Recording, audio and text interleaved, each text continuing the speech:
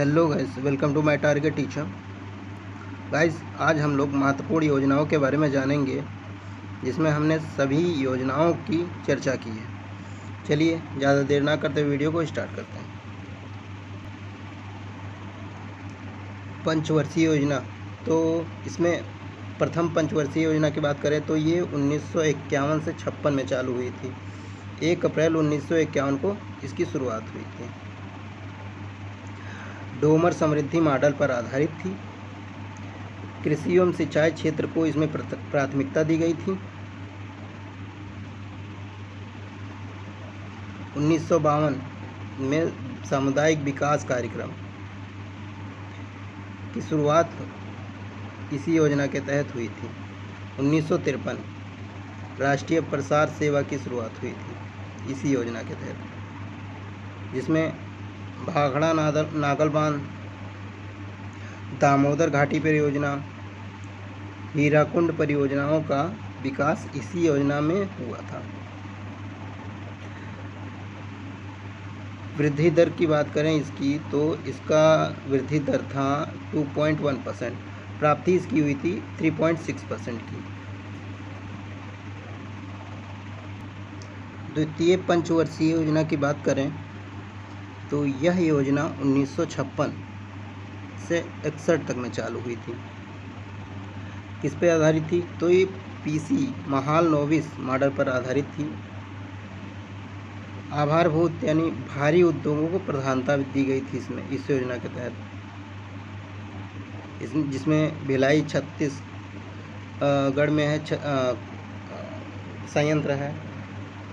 Durgapur waste Bengal में है।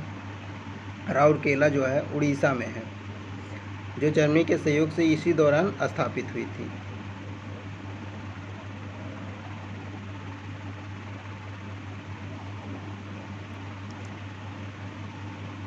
Integral Coach Factory Chittaranjan locomotive की स्थापना भी इसी योजना के अंतर्गत हुई थी। वृद्धि दर कितना था इस योजना का? तो इसका वृद्धि दर था 4.5%। और प्राप्ति कितना हुआ था इसका? तो 4.3% की प्राप्ति हुई थी। तीसरी पंचवर्षीय योजना की बात करें तो ये योजना 1961 से 66 तक में चालू हुई थी। इस दौरान भारतीय अर्थव्यवस्था को स्वतः स्फूर्तिवान बनाए रखने पर जोर दिया गया था। भारत चीन युद्ध 1962 में, पाक युद्ध 1965 में और 1966 में सूखा पड़ने के कारण ये योजना जो थी असफल रही। इस योजना में रुपये का अवमूल्यन किया गया था। 1964 की बात करें तो बोकारो इस्पात संयंत्र की स्थापना हुई थी इसी योजना के तहत। अब 1964 की बात करें तो यूटीआई और आईडीबीआई अस्तित्व में आए इसी समय। 1965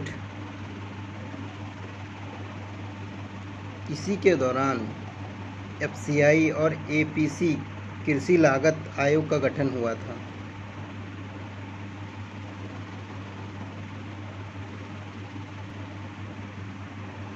एफसीआई का पूरा नाम था फूड कॉरपोरेशन ऑफ इंडिया था। एपीसी का पूरा नाम था एग्रो प्रोसेसिंग सेंटर। ठीक, इस योजना की जो वृद्धि दर थी तो 5.6% की वृद्धि दर थी। प्राप्ति कितना हुआ था? तो 2.8% की प्राप्ति हुई थी इसमें। अब तीसरी पंचवर्षीय योजना के दौरान जो है 3 वार्षिक योजनाएं चालू हुई थी। पहले थी 1966 से 69 तक, यानी 1966 से 69 तक थी। इसमें योजनाएं देख लेते हैं। तो इसे योजना अवकाश कहा जाता था, तीसरी पंचवर्षीय योजना को।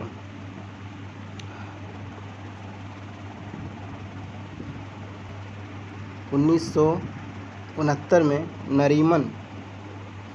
नरीमन समिति की सिफारिश पर लीड बैंक की शुरुआत की गई थी इसी योजना के तहत।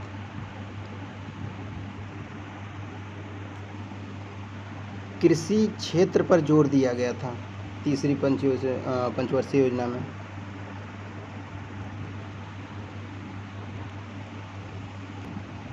अब 1966 से 67 में भारत में हरित क्रांति की शुरुआत की गई थी। अब चतुर्थ पंचवर्षीय योजना के बारे में बात कर लेते हैं। तो 1969 से 74 तक ये योजना चालू हुई थी। इस योजना में स्थिरता के साथ विकास तथा आत्मनिर्भरता की अत्यधिक प्राप्ति हुई थी। D.R. गडगिल मॉडल पर आधारित थी। किस पर आधारित थी? तो ये D.R. गडगिल पर मॉडल पर आधारित थी। जुलाई 1969 में इसी दौरान बैंकों है, गलत लिख गया है, राष्ट्रीयकरण किया गया था।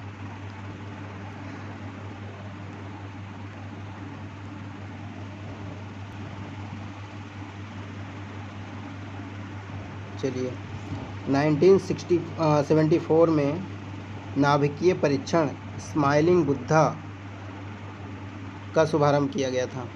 1973 से 74 DPAP, जिसका पूरा नाम है सूखा प्रवण क्षेत्र कार्यक्रम की शुरुआत की गई थी। इसी योजना के तहत परिवार नियोजन कार्यक्रम शुरू किया गया था। वृद्धि दर का क्या था इसका? तो 56% वृद्धि दर था। प्राप्ति कितना हुआ था? तो 28% प्राप्ति इसकी हुई थी। पांचवी पंचवर्षीय योजना के बारे में बात कर लेते हैं। तो यह योजना 1974 से 79 के बीच चली थी। इसका नारा था गरीबी उन्मूलन। क्या था? गरीबी उन्मूलन। DP धर मॉडल के आधार पर आधारित थी।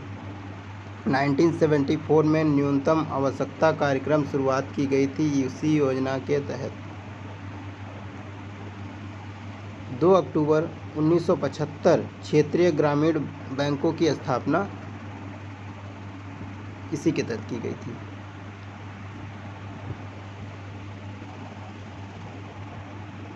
1978 में काम के बदले अनाज कार्यक्रम शुरू किया गया था। 1977 से 78 राजस्थान से अंत्योदय योजना की शुरुआत की गई थी। 1977 से 78। 1978 में ही जनता पार्टी द्वारा इस योजना को समय पूर्व ही बंद कर दिया गया था, पांचवी पंचवर्षीय योजना को। वृद्धि दर की बात कर लेते हैं। तो इसकी वृद्धि दर जो थी 44% थी। प्राप्ति कितना हुआ था? ये 4.8% की प्राप्ति हुई थी। अब अनवरत योजना यानी रोलिंग प्लान 1978 से 18 तक यानी 80 तक की बात करते हैं। तो गुरनार मिडाल मॉडल पर आधारित थी यह योजना। बुक एशियन ड्रामा, इसकी बुक क्या थी? तो एशियन ड्रामा थी।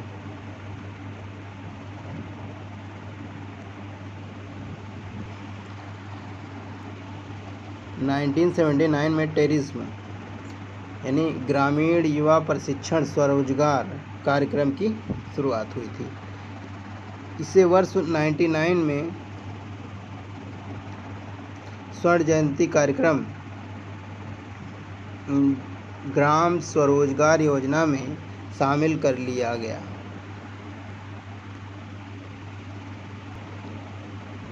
अब छठी पंचवर्षीय योजना के बारे में जान लेते हैं। तो ये योजना 1980 से 85 तक चली थी।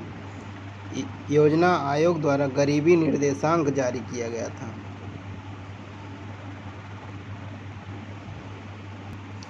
जिसमें अगर ग्रामीण क्षेत्र में रहने वाला कोई व्यक्ति है तो 2400 कैलोरी तक भोजन ले रहा है, ऊर्जा ले रहा है, तो वह गरीब नहीं माना जाएगा। अगर इससे कम ले रहा है तो वो गरीब माना जाएगा। शहरी क्षेत्र की बात करें तो ये 2100 कैलोरी तक अगर ऊर्जा ले रहा है और तब ये गरीब माना जाएगा।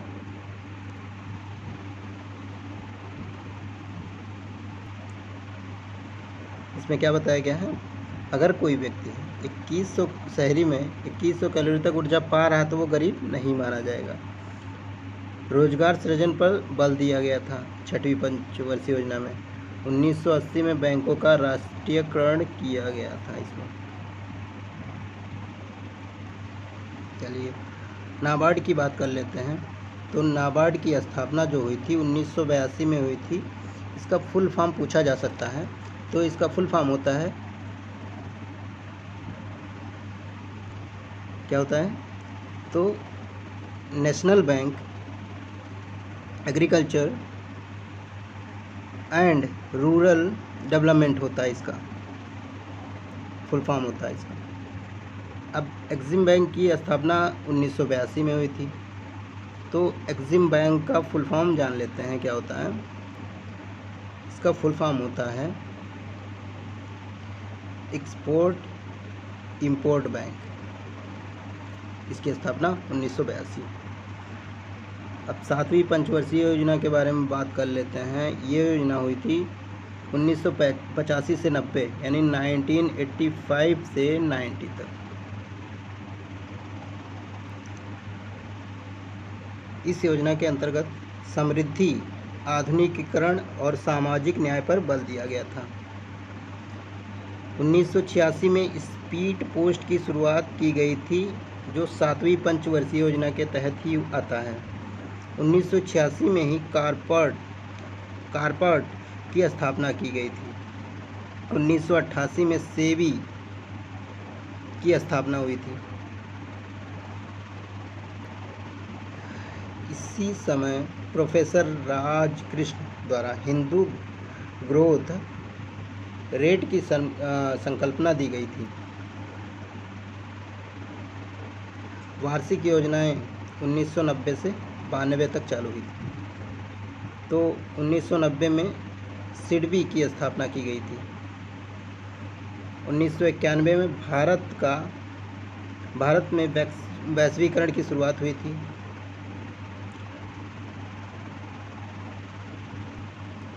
जिसमें एलपीजी रिफॉर्म भी आता है। आठवीं पंचवर्षीय योजना की बात करें तो यह योजना 1992 से 97 तक चली थी। इस योजना के तहत मानव संसाधन के विकास पर बल दिया गया था। जॉन डब्ल्यू मूलर मॉडल पर आधारित थी यह योजना। आठवीं पंचवर्षीय योजना 1 जनवरी 1995 को WTO की स्थापना की गई थी। कब की गई थी? तो 1 जनवरी 1995 को। लक्ष्य इसका था आठवीं पंचवर्षीय योजना का 5.6%। प्राप्ति इसका हुआ था जो कि 6.8% तक। अब नवीं पंचवर्षीय योजना की बात करें तो 1997 से 2002 तक चली थी यह योजना। जीवन स्तर, रोजगार सृजन एवं आत्मनिर्भरता पर बल दिया गया था। इसका लक्ष्य कितना था? तो लक्ष्य था 6.5%। प्राप्ति कितना हुई थी? तो इसमें 5.7% प्राप्ति हुई थी इसकी।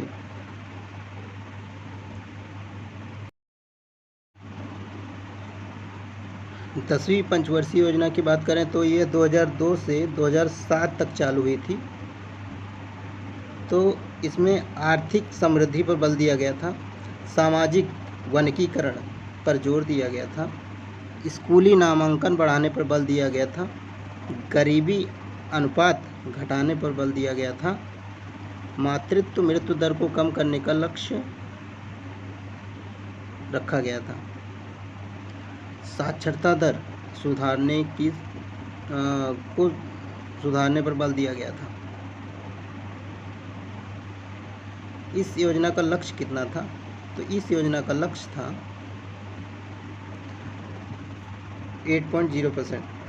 प्राप्ति कितना हुआ था? तो ये था 7.6% तक प्राप्ति हो चुका था इसका। अब 11वीं पंचवर्षीय योजना 2007 से 12 तक चालू हुई थी। तीव्रतर एवं समावेशी विकास पर जोर दिया गया था। लक्ष्य कितना था? 9.0%।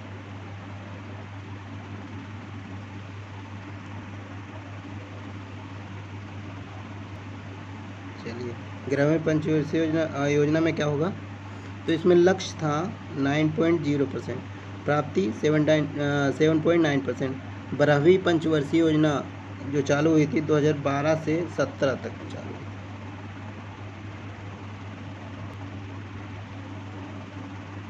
इस योजना का लक्ष्य क्या था? निर्धनता में 10% की कमी लाना, विनिर्माण क्षेत्र में 10% की वृद्धि हासिल करना, अवसंरचना निवेश को बढ़ाना, जीडीपी का 9% करना। कितना करना? तो जीडीपी का 9%। चलिए, आज के लिए इतना ही। गाइज़, यह वीडियो आपको अच्छी लगती है तो चैनल को सब्सक्राइब कर लीजिए, जिससे हमारी आने वाली सभी वीडियो आप तक पहुंच सके। जय हिंद, नमस्कार।